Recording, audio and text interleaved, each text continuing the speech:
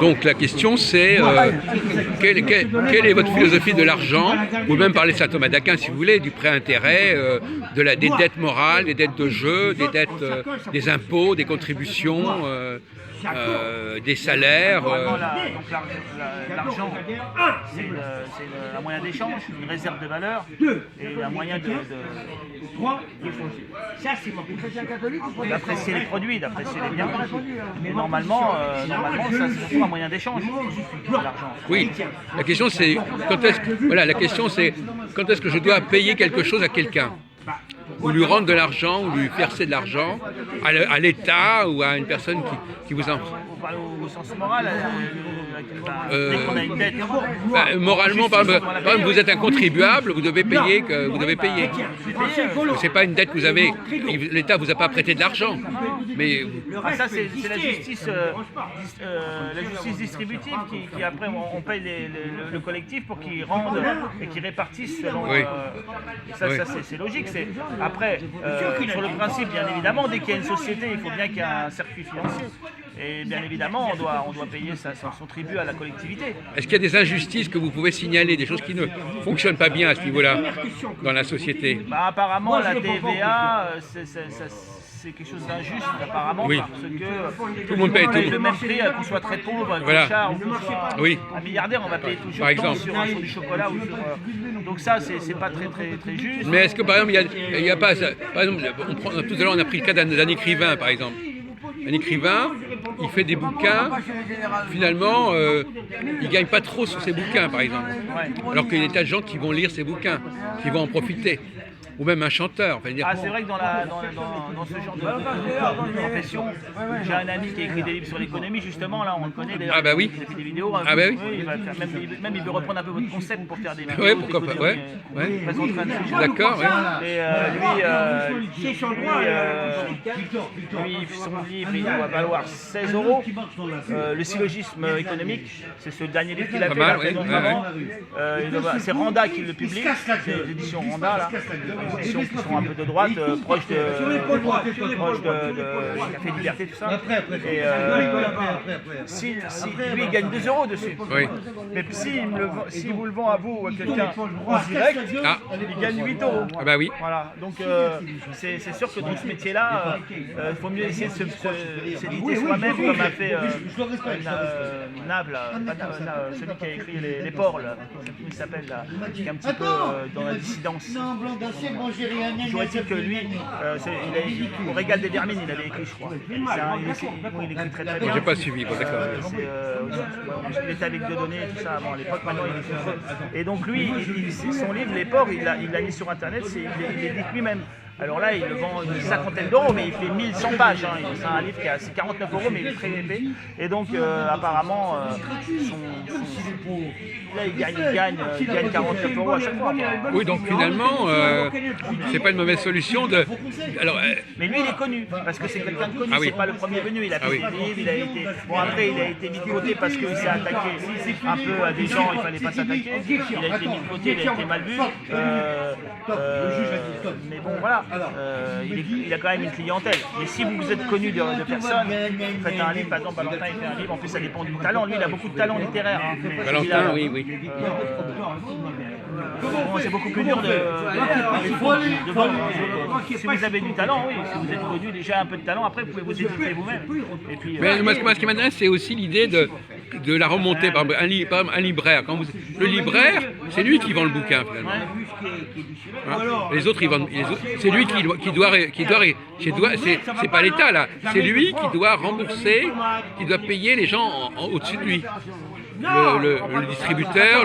Je ne connais pas le circuit exact. Non, mais le libraire, il reçoit la vente du bouquin et puis il faut qu'il repaye l'éditeur, etc., l'auteur, etc.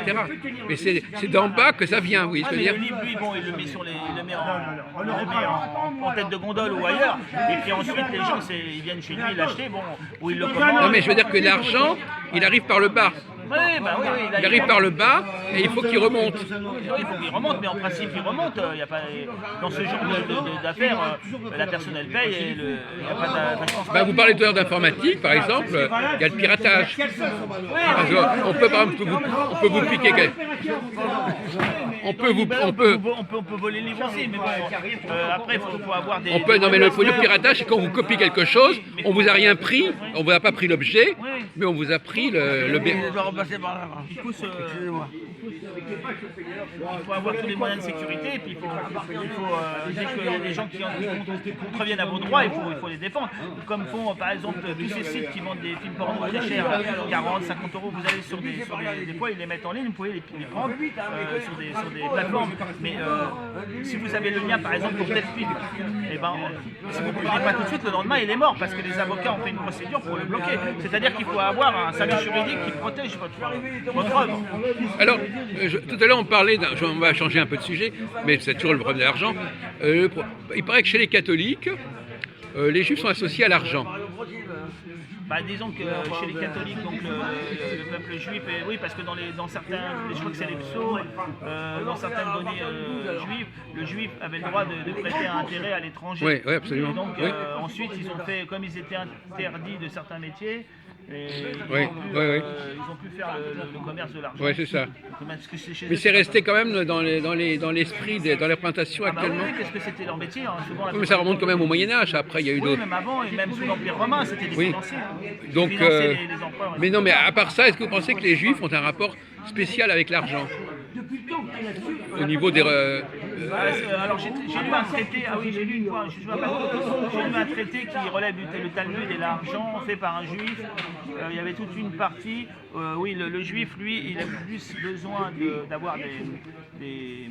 Non, je vous dis pas tout quelque chose, le Maharal de Prague, il a créé le golem. Ouais, c'est exact. Mais il l'a pas fait avec l'argent. Non, mais c'est pas une question d'argent, mais il fallait avoir un pouvoir quand même pour le faire. Ah mais là c'est dans un autre Non mais, domaine, non, mais il a raison, quelque part. Si j'invente un produit, je peux évidemment demander de l'argent pour ce produit. Même un golem. Ah oui, bien évidemment, mais ce que je veux dire, c'est que sur le juif et l'argent, Oui. dans leur doctrine, c'est surtout le côté monétaire qui conserve la monnaie. Ils n'achètent pas beaucoup de terres ni de bâtiments parce qu'ils se déplacent souvent. Oui. Et ils étaient amenés à partir Oui. et à revenir. Donc ils avaient surtout, non pas de l'immobilier, mais du mobilier. Oui, oui, vous avez raison. Oui, oui, Et ils avaient cumulé beaucoup de richesses en or, enfin dans les métaux précieux et les choses. Alors ça leur permettait ça de financer des non-juifs, de leur prêter un intérêt ou non sans intérêt. Oui. Si c'est un autre intérêt que l'intérêt de l'argent. C'est le problème du capital aussi. Voilà. La création de capital. Mouvant. Oui. Ils pouvaient, Mobilier, donc oui. ça leur- mobilier, voilà. Et donc ils avaient un avantage. Ils avaient un avantage sur le chrétien qui lui souvent est un sédentaire. Et puis de l'autosuffisance sur le domaine. Bon, il y a aussi, vous savez, vous connaissez la thèse de Max Weber aussi, sur les protestants qui sont plus doués pour les affaires que les Ah, bah, c'est les catholiques. protestants, là vous avez un gars qui s'appelle Jean Robin. Vous connaissez? Non, mais enfin, oui, je connais. Donc lui, il est plutôt... il a une origine juive, il est anti-musulman, il fait des vidéos. Bon, il est parti en outre-mer là, et lui, il est pro-juif, pro-israélien, et il traite beaucoup du protestantisme parce qu'il s'est converti au protestantisme. Apparemment, il ne s'est pas converti, comme il dit lui-même, mais Dieu l'a converti, il avait reçu. Voilà. Et donc, à part faut voir ses vidéos où il explique tout ça. Et lui, donc, il explique bien que dans un livre sur le self-arbitre de Hitler. Oui, le libre arbitre. C'est le self-arbitre. Voilà, ça s'appelait comme ça, mais maintenant, Voilà, c'est SERF. Oui, voilà. Et ce self-arbitre, là, c'est le titre de ce livre. Dedans, il parle d'une partie sur l'économique, et c'est des protestants, et c'est pas des luthériens, mais des calvinistes qui ont développé. Et d'ailleurs, Valentin a une vidéo très intéressante sur l'usure que j'ai regardée, là, en deux parties, fait par l'abbé Beauvais. Et dedans, il cite justement ces protestants qui ont développé, qui ont permis le prêt à intérêt. Sur l'encyclique Vix Pervenite Voilà. contre l'usure, l'encyclique du pape Benoît XIV. Benoît XIV. Benoît XIV, 1745. Bravo, hein.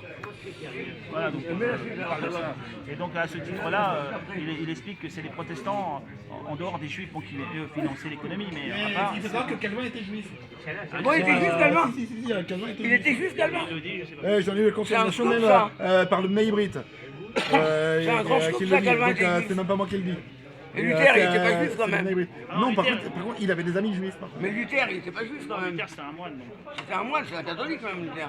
Ah oui, c'était pas Calvin aussi il était moine. était dans l'église. Oui, Il a après, fait les une- gens, peut-être qu'il veut dire qu'il avait des origines juives, converties, je sais pas, dans ses ancêtres, je sais pas. Oui. Apparemment, il n'était pas juif officiellement. Car son vrai nom c'était Cauvin. Il était autre chose. C-A-U-V-I-N. Il était français en plus. Ah oui, Cauvin, c'est un Suisse. Hein.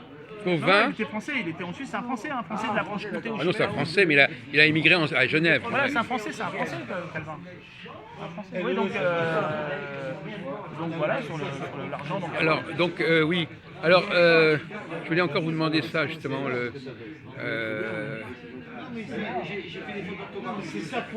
Le prêt, qu'est-ce que vous pensez du prêt? le prêt. Parce qu'on a parlé le prêt, les problèmes qui sont liés au prêt. Je prête de l'argent à quelqu'un. Est-ce que je dois faire. Jamais sans intérêt. Le prêt doit être. On doit rendre l'équivalent. Quand c'est un prêt à la consommation. Après, vous avez des titres en dehors du contrat de prêt. Vous avez un certain titre, vous pouvez avoir un dédommagement. Voilà. Mais sinon, il n'y a pas d'intérêt. Le prêt à intérêt était complètement interdit par l'Église. Après, ce que vous pouvez faire, c'est la commandite. On s'associe. Vous avez les bateaux, vous avez. Moi, j'ai l'argent, par exemple. On s'associe, on participe tous les deux au risque. Ouais. Alors là, c'est permis. Pareil, dans l'industrie, on peut s'associer. Mais c'est des contrats autres, des contrats de louage ou des contrats de commandite. Enfin, c'est d'autres contrats. Mais le prêt, lui, le fait de prêter, parce que l'argent est un bien qui disparaît avec l'utilisation. C'est un bien lequel on peut pas, qui ne s'use pas, qui disparaît. C'est un bien consomptible. Contrairement à un vélo, si je loue mon vélo, vous me donnez de l'argent parce que vous allez l'utiliser, vous allez voilà. Après, il faut que ce soit un juste prix de louage. Ah oui, d'accord. Et l'argent, lui. Oui, mais il peut se dévaluer. Il peut perdre de sa valeur. Voilà, alors après, Bonjour, Jean. après, ça a été reconnu à un certain moment, quand il y a eu des manipulations monétaires, que l'argent se dévaluant, l'Église a le droit